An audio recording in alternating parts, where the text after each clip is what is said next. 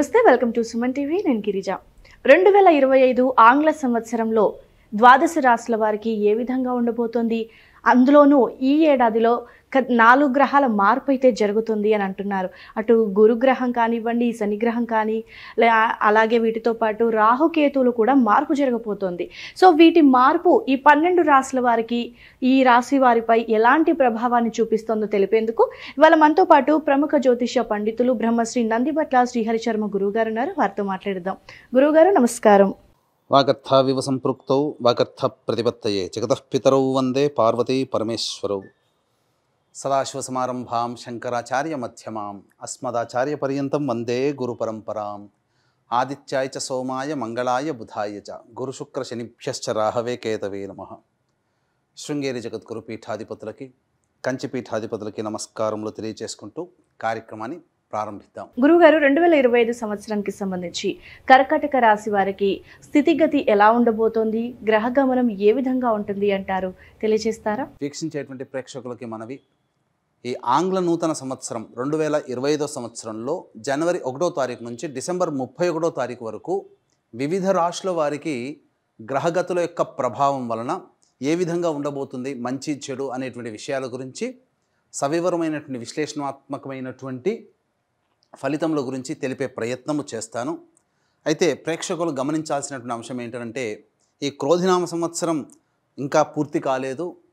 కొత్తగా వచ్చే ఉగాది నుంచి విశ్వావసునామ సంవత్సరం ప్రారంభమవుతుంది కదా. మరి ఆ విశ్వావసునామ సంవత్సర ఫలితాలు అనేటువంటిది ప్రామాణికంగా కాకుండా ఆంగ్ల నూతన సంవత్సరం చెప్పేటువంటిది ఎక్కడ ఉంది అంటే, ప్రధానంగా గమనించాల్సిన అంశం ఏంటంటే, మనకు శాస్త్రములన్నీ కూడా ప్రపంచమంతా ఏది అంగీకరిస్తుందో అది కూడా ధర్మబద్ధమే, శాస్త్ర సమ్మతమే అని మనకు చెప్పబడి ఉంది. కాబట్టి ప్రపంచమంతా 2025 సంవత్సరం కోడే కూస్తుంది. కాబట్టి ఈ 2025 సంవత్సరంలో ఎలా ఉండబోతుందనే విషయాల్ని క్లుప్తంగా మీకు తెలియజేస్తాను. మళ్ళీ విశ్వావసునామ సంవత్సరం ఎప్పుడైతే ప్రారంభమవుతుందో అప్పుడు మళ్ళీ ఈ ఆంగ్ల నూతన సంవత్సరం కాకుండా విశ్వావసునామ సంవత్సర పంచాంగ ఫలితములని తెలిపే ప్రయత్నం కూడా అప్పుడు చేసుకుందాం. ఈ 2025 సంవత్సరంలో జనవరి 1వ తారీఖు నుంచి డిసెంబర్ 31వ తారీఖు వరకు కర్కాటక రాశి వారికి ఏ విధంగా ఉండబోతుందో క్లుప్తంగా తెలియచేయడానికి ప్రయత్నం చేస్తాను. ఇక చూసుకున్నట్లయితే గత 2.5 సంవత్సరాలుగా ఈ అష్టమ శని దోష ప్రభావంతో ఇబ్బంది పడుతున్నటువంటి ఈ యొక్క కర్కాటక రాశి వారికి ఏప్రిల్ 16వ తారీఖు నుంచి రిలీఫ్ పొందబోతున్నారు. అష్టమ శని దోష ప్రభావం ఏప్రిల్ 16వ తారీఖు నుంచి పూర్తిగా తొలగిపోతుంది. అంటే పూర్తిగా తొలగిపోతుందనా, మళ్ళీ దాని ప్రభావం కొంత మధ్యలో కొన్ని రోజుల్లో మీరు పొందబోతున్నారు. కాబట్టి దీనివలన జరిగేటువంటిది ఇబ్బంది ఏంటి అనేటువంటిది మనం ముందు తెలియజేసుకుందాం.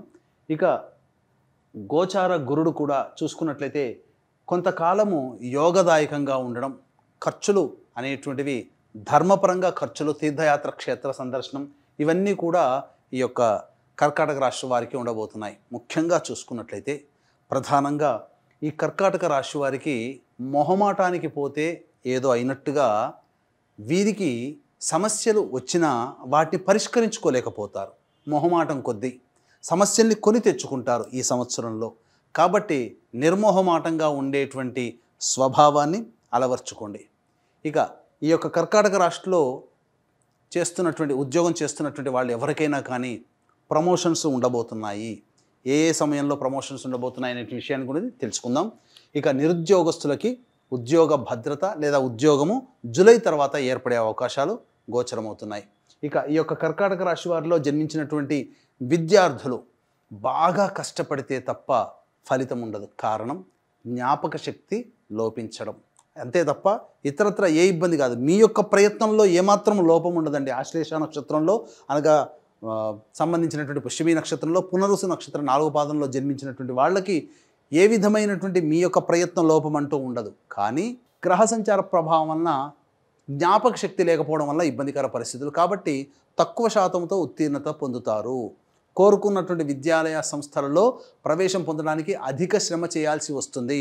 కాబట్టి మీరు మొక్కవోని ఆత్మధైర్యంతో ముందడుగు వేసే ప్రయత్నం చేయండి. విదేశీయానం, విదేశీ విద్యకు సంబంధించిన చేయ ప్రయత్నాలు కొలిక్కి వస్తాయి. ఈ యొక్క కర్కాటక రాశిలో జన్మించినటువంటి ఎఫ్ఎంసీజీ రంగంలో ఉన్నవారు, ఫుడ్ ప్రాసెసింగ్ రంగంలో ఉన్నటువంటి వారు, అలాగే రిటైల్ బిజినెస్లో, జనరల్ స్టోర్స్, సూపర్ మార్కెట్స్, అలాగే విద్యాలయ సంస్థలు నడిపేటువంటి వాళ్ళు, జ్యువెలరీ రంగంలో ఉన్నటువంటి వాళ్ళు, అలాగే boarding and lodging, restaurant business, తీర్థయాత్రలు చేసే నడిపేటువంటి వాళ్ళు, అలాగే ప్రధానంగా పూజా స్టోర్స్ నడిపేటువంటి వాళ్ళకి ప్రధానంగా మిశ్రమమైనటువంటి ఆదాయం ఉంటుంది. అనగా గొప్పగా ఆదాయం లభించదు, అంతగా అని చెప్పేసి ఖర్చులు కూడా ఎక్కువగా ఉండవు. మిశ్రమమైనటువంటి ఫలితాలు మీరు పొందుతారు. అనగా లాభము ఉండదు, నష్టము ఉండదు అన్నట్టుగా ఉంటుంది. అయితే వ్యాపార విస్తరణకి మాత్రం అనుకూలమైనటువంటి సమయముగా కాదు. కాబట్టి ఉన్నటువంటి వ్యాపారాన్ని మీరు నడుపుకునే ప్రయత్నం చేయండి తప్ప వ్యాపార విస్తరణకి ఈ సంవత్సరంలో అంత అనుకూలతగా లేనటువంటి విషయాన్ని గమనించుకోవాలి. ఇక ఈ యొక్క కర్కాటక రాశిలో జన్మించినటువంటి కళాకారులకి మంచి ఆదరణ లభిస్తుంది. కాకపోతే వచ్చినటువంటి వాటిని, అవకాశాలని ఏది మంచిది ఏది చెడు అనేటువంటి విషయాన్ని తెలుసుకోలేకపోతారు. మంచి అవకాశాలని జార విడుచుకుంటారు.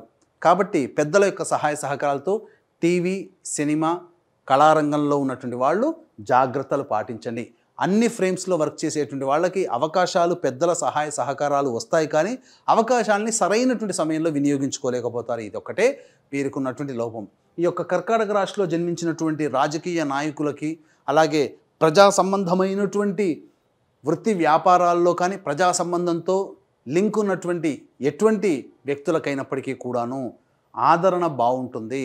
తప్పకుండా మంచిని పొందుతారు.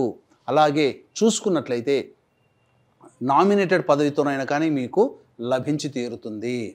ఇక ఈ యొక్క సంబంధించినటువంటి కర్కాటక రాశిలో జన్మించినటువంటి రైతులకి మొదటి పంట కంటే రెండవ పంట అధిక దిగుబడి కలిగేటువంటి అవకాశాలు ఉన్నాయి.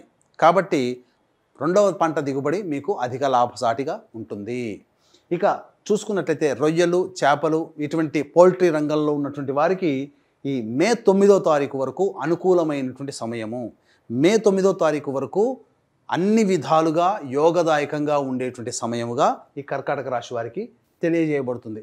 ఇక చూసుకున్నట్లయితే ఈ రాహుకేతుల యొక్క సంచారము, కేతువు మీకు 3వ స్థానంలో 15వ తారీఖు మే నుంచి, మరియు 9వ స్థానంలో 15వ తారీఖు మే నుంచి రాహు యొక్క సంచార ప్రభావం వెరసి చూసుకున్నట్లయితే ఇక్కడ కేవలం పితృ సంబంధమైనటువంటి వర్గీయులతో కొన్ని విభేదాలు ఏర్పడే అవకాశాలు గోచరమవుతున్నాయి 15వ తారీఖు మే తర్వాత.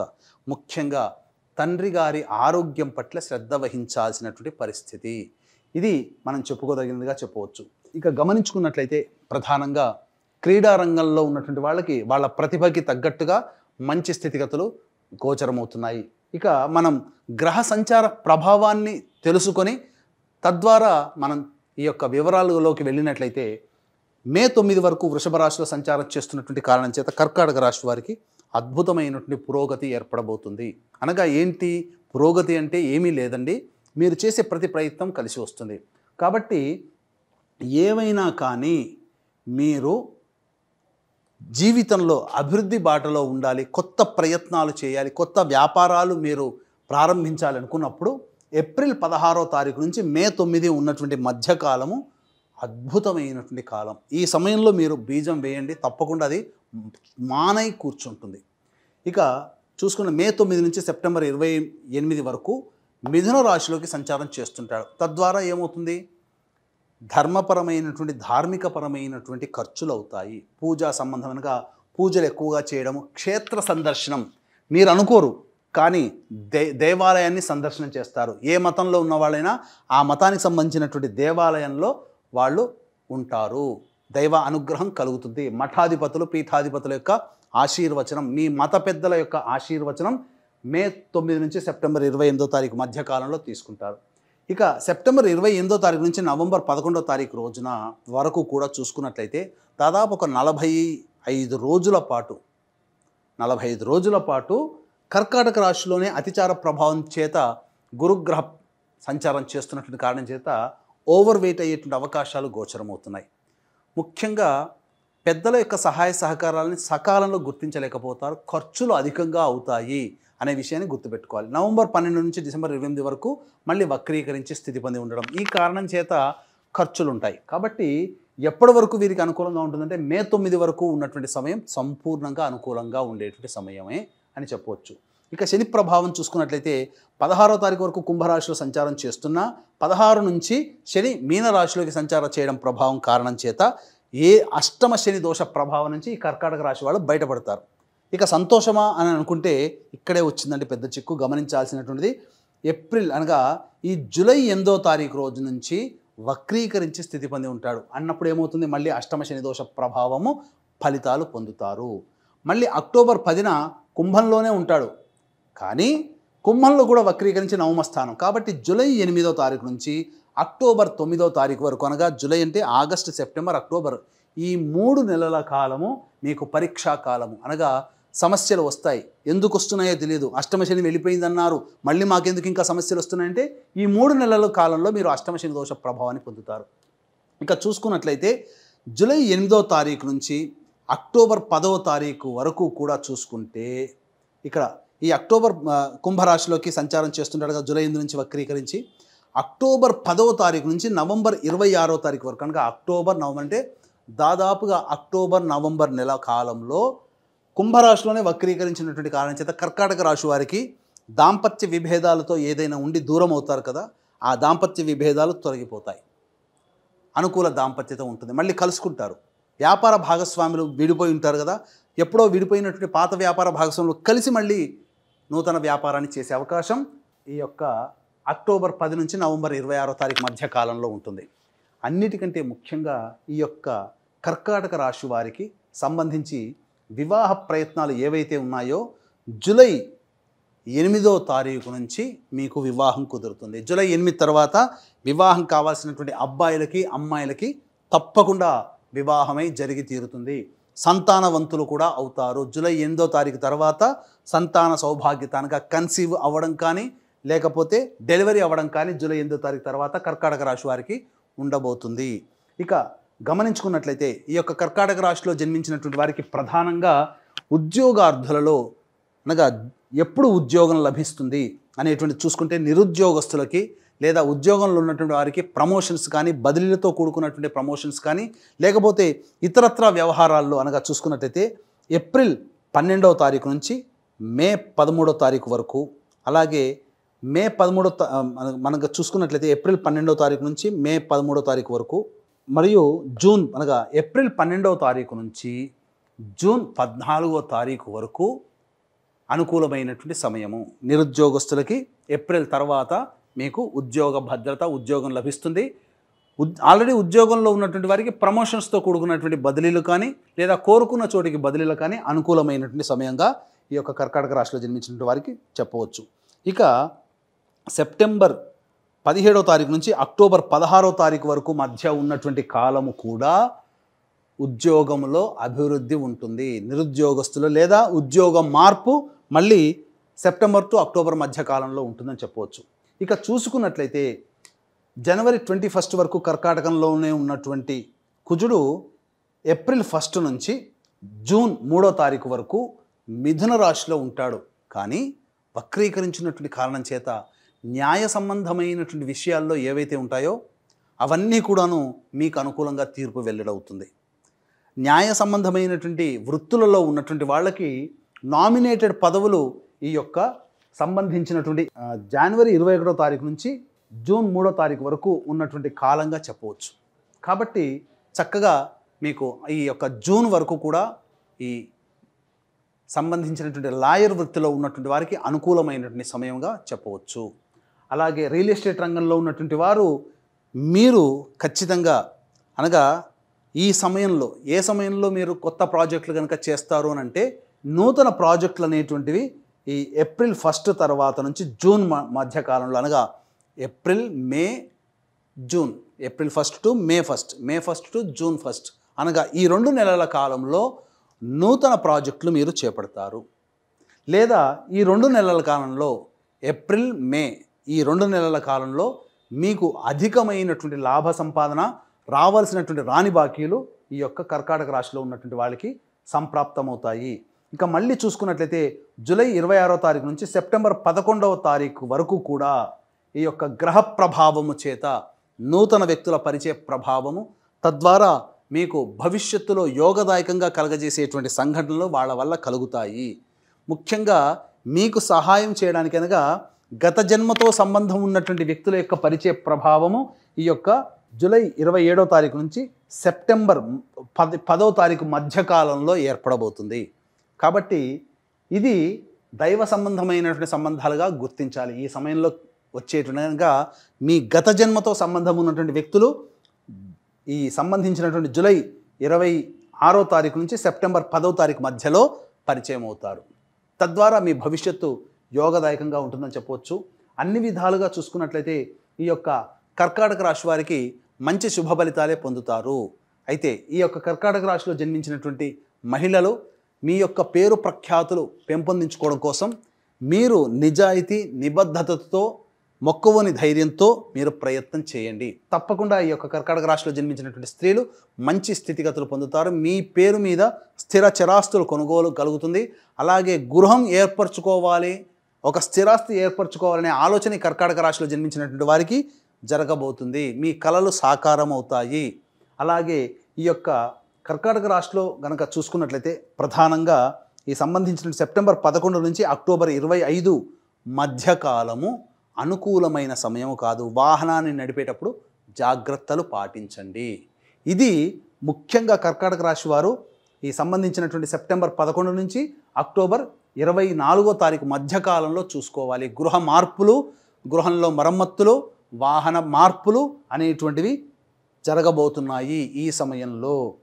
ఇక ఏతావాత చూసుకున్నట్లయితే ఈ యొక్క కర్కాటక రాశి వారికి మంచి కనుక మిశ్రమ ఫలితం కంటే అధికమైనటువంటి శుభ ఫలితాలు పొందగోరుతున్నారు. కావున అయినప్పటికీ కూడా ఈ యొక్క కర్కాటక రాశిలో జన్మించినటువంటి వారికి ఇప్పుడు చెప్పబడినటువంటి కొన్ని సమయాల్లో ఆందోళనకరంగా అలాగే ఇబ్బందికరంగా సమస్యలు అనేటువంటి ఉన్నాయి. కాబట్టి ఈ సమస్యలు ఈ యొక్క 2025 సంవత్సరంలో ఉండకుండా ఉండాలి. దైవానుగ్రహంతో అన్ని విషయాల్లో మీరే ముందు చేయి పై చేయి సాధించాలనే ఉద్దేశం తపనతో ఈ యొక్క జాతకరీత్యా కలుగు విద్య, వివాహ, ఉద్యోగ, దాంపత్య, సంతాన, అనారోగ్య సమస్యల నివారణకి మరియు గోచారరీత్యా 12 రాశులకి కూడాను ఈ శని ప్రభావము ఈ 2025 సంవత్సరంలో ఉంటుంది. కావున ఈ యొక్క శని దోష పరిహారార్థమై సర్వదోష నివారణ పూజలు, హోమాలు ప్రతి నెల ఒక్కొక్క పుణ్యక్షేత్రంలో ఒక మంచి పుణ్యతిథి రోజున జరిపించడం జరుగుతుంది. దీనికి శ్రీకారం జనవరి 13వ తారీఖు రోజున శ్రీకాళహస్తిలో కానీ శ్రీశైలంలో కానీ శ్రీకారం చుట్టబోతున్నాం. 12 నెలల పాటు మీ కుటుంబ సభ్యుల గోత్రనామాదులతో ఈ సర్వదోష నివారణ పూజల, హోమాలు జరిపించడం జరుగుతుంది. అవకాశం ఉన్న వాళ్ళు కార్యక్రమ తదనంతరం కాంటాక్ట్ చేసి మీ గోత్రనామాదులు నమోదు చేసుకోవచ్చు. అలాగే తండ్రి వైపు 6 తరాలు, తల్లి వైపు 3 తరాలలో ఏవైనా దుర్మరణాలున్నా, అలాగే లివర్ ఫెయిల్యూర్, కిడ్నీ ఫెయిల్యూర్, క్యాన్సర్తో చనిపోయిన 60 సంవత్సరాల లోపల ఏ విధంగా మరణించినా వాటిని పితృదోషం అంటారు. దీనివలన సమస్యలు పెరగడమే తప్ప సమస్యలు అనేటువంటివి తగ్గుముఖం పట్టవు. కాబట్టి పితృదోష పరిహారార్థమే ప్రతి నెల మన పీఠం ఆధ్వర్యంలో ఈ యొక్క పితృదోష నివారణ కార్యక్రమాలు జరిపించడం జరుగుతుంది. అవకాశం ఉన్న వాళ్ళు కార్యక్రమ తదనంతరం కాంటాక్ట్ చేసి పూర్తి వివరాలు తెలుసుకోవచ్చు. గురుగారు, మరి ఈ ఏడాదిలో కర్కాటక రాశి వారు ఎలాంటి పరిహారం చేసుకుంటే వారి జీవితంలో మరిన్ని మార్పులని, మరిన్ని సమస్యలని వెనకేసుకునే అవకాశం ఉందంటారు గురువుగారు, తెలియజేస్తారా? ఇక ఈ యొక్క కర్కాటక రాశిలో జన్మించినటువంటి వారు ఈ 2025 సంవత్సరంలో ప్రశాంతమైన జీవితం, సమస్యల నుంచి బయటపడడం కోసమై అవకాశం కుదిరినప్పుడల్లా కూడా శివాలయంలో రుద్రాభిషేకం జరిపించుకోవడం, నవగ్రహ దేవత ప్రదక్షిణ, అలాగే ప్రతిరోజు సూర్యుడికి నమస్కారం, సూర్యాష్టకం 6 సార్లు పారాయణం చేయడం విధిగా తప్పనిసరిని తెలియచేస్తూ, ఇక ఇప్పుడు చెప్పబడినటువంటి విషయాలు, ఫలితాల కంటే దీనికి విభిన్నంగా మీ యొక్క జీవితం కానీ మీ జాతకం కానీ ఉన్నట్టయితే అది మీ యొక్క జన్మజాతకంలో జరుగుతున్నటువంటి దశాంతర్దశల యొక్క ప్రభావాలు. కావున దగ్గరలోని మంచి ఉపాసనా పరులైనటువంటి జ్యోతిష్యులను సంప్రదించి వారి సలహాలు, సూచనలు కనుక పాటించినట్లయితే మరింత మెరుగైనటువంటి స్థితిలో ఉంటారని తెలియజేస్తూ సర్వం శ్రీ ఉమామహేశ్వర పరబ్రహ్మార్పణమస్తు.